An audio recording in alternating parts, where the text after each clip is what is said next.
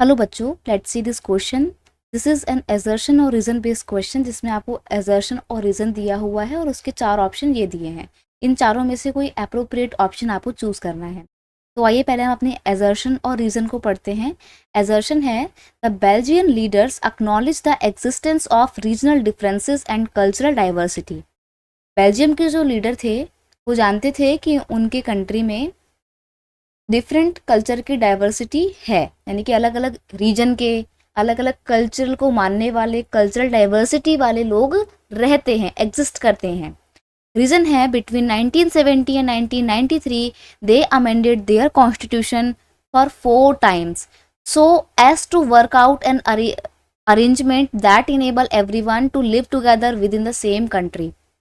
Reason दिया हुआ है कि 1970 से लेकर 1993 के बीच में इन लीडर्स ने अपने कॉन्स्टिट्यूशन को 4 बार अमेंड किया था, यानी कि 4 बार उसमें परिवर्तन किए थे ताकि सब लोग एक साथ मिलकर टुगेदरली एक कंट्री में रह सकें, ऐसे अरेंजमेंट बनाने के लिए। ठीक है, ऑप्शन आपके दिए हुए हैं। Both assertion and reason are true and reason is correct explanation of assertion।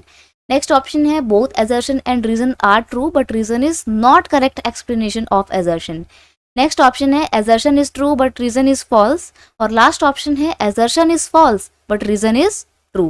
तो देखिए, यहाँ पर हम बात कर रहे हैं बेल्जियम की और बेल्जियम की डाइवर्सिटी की, कि कितना अलग अलग डाइवर्सिटी वाले group, social group, cultural group, linguistic group वहाँ पर रहा करते थे। तो देखिए, Belgium is composed of Dutch, French and German speaking people.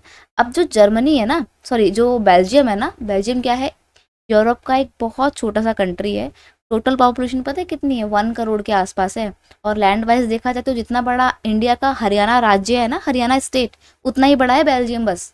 तो उस छोटे से देश में इतनी डाइवर्सिटी थी। अब कंट्री में क्या था कि जो डच लोग हैं ना, ये फ्लैमिश रीजन में रहा करते थे और टोटल पॉपुलेशन का 59% थे। वहीं जो फ्रेंच लोग हैं, ये टोटल पॉपुलेशन का सिर्फ 40% थे। इस तरह यानी कि ये माइनॉरिटी ग्रुप थे और डच स्पीकिंग लोग मेजॉरिटी ग्रुप थे। और बात रही जर्मन की, तो ये तो बहुत ही कम थे, सिर्फ और सिर्फ 6% थे ये लोग, राइट। तो इस तरीके का एथनिक कॉम्पोजिशन था बेल्जियम का, जो कि बड़ा कॉम्प्लेक्स है। अब कॉम्प्लेक्स एथनिक कॉम्पोजिशन है तो क्या होगा, अलग अलग सोशल ग्रुप के बीच में लड़ाई होना तो लाजमी है। कॉन्फ्लिक्ट्स हो सकते थे और हो भी रहे थे, लेकिन लीडर्स को ये बात पता थी कि उनके कंट्री में रीजनल डिफरेंसेस हैं, कल्चरल डाइवर्सिटी है।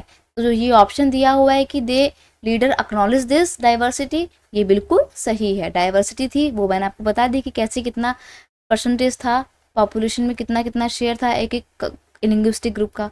अब रीज़न दिया हुआ है कि वो लोग जानते थे कि उनकी कंट्री में डाइवर्सिटी है और इसीलिए उन्होंने 1970 से लेकर 1993 के दौरान अपने कॉन्स्टिट्यूशन में 4 टाइम्स अमेंडमेंट किए थे, चेंजेस किए थे। तो as to work out an arrangement that enable everyone to live together. और ये अरेंजमेंट इसलिए किए गए थे, मतलब ये अमेंडमेंट इसलिए किए गए थे ताकि सभी लोग टुगेदरली मिलकर एक साथ सेम कंट्री में हैप्पीली रह सकें। तो ये भी बिल्कुल सही है, रीज़न भी बिल्कुल सही है। क्या रीज़न assertion को एक्सप्लेन करता है सही से?